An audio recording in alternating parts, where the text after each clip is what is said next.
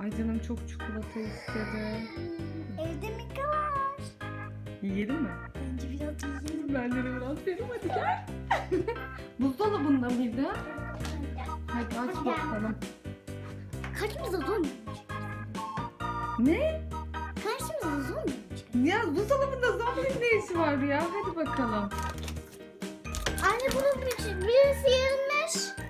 Anneciğim onu yeni aldık biz, mümkün değil. Dur Bak. bakayım. Al bakayım bir. Bak. Aa, gerçekten birisi yemiş galiba bunu. Kim açtı ki? Bakayım şöyle. Ben en son ondan yiyecektim. Evet. Sen hani beni çağırmışsın ya güya hadi temizlik zamanı diye. Evet. Ben de odamı toplarken birisi yemiş olmalı. Rüya kim yiyecek? Babam olabilir mi? Ama baba... Baban olabilir. Ben hemen telefon edip soracağım ona, tamam mı? Bekle. Aa, bir dakika. Bekle bir dakika.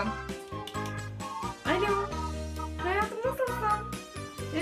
Rahatsız ediyorum ama bir şey soracağım. Sen dün akşam, dün alışverişten aldığımız çikolata vardı ya, dün akşam onu yemiş olabilir misin? Yemedin mi? Emin misin peki? Çikolatayı birisi yemiş. Acaba kim yedi? Tamam, görüşürüz, bay bay. Baban yememiş Rüya. Tencere yemiş de olamaz herhalde. Tencere mi? Tencereler niye yesin? O zaman Belki de uzaylı istilası vardı. evimizde bizim köpek kedi falan da yok, hani gelip yesin. Kim yemiş olabilir? Kim yemiş olabilir? Aklına birisi geliyor mu? Geliyor. Kim? Nasıl yani? Biri yedi mi yemedi mi? Kim yedi bu çikolatayı? İnanılır gibi değil. Çikolatamız yarım. Konu kendisi mi yedi yoksa? Al bakalım, artık yermiş, yapacak bir şey yok. Çıkart da yiyelim. Hadi bana da. Kim yediğini buldum. Kim? Rüzgar. Sen mi yedin çikolatayı Rüzgar? Hadi. Evet dedi. Suçunu itiraf etti. Rüzgar yemiş çikolatayı. Çikolatayı yeni bulduk Rüya. Bu gizemi çözdük. Çak anneciğim.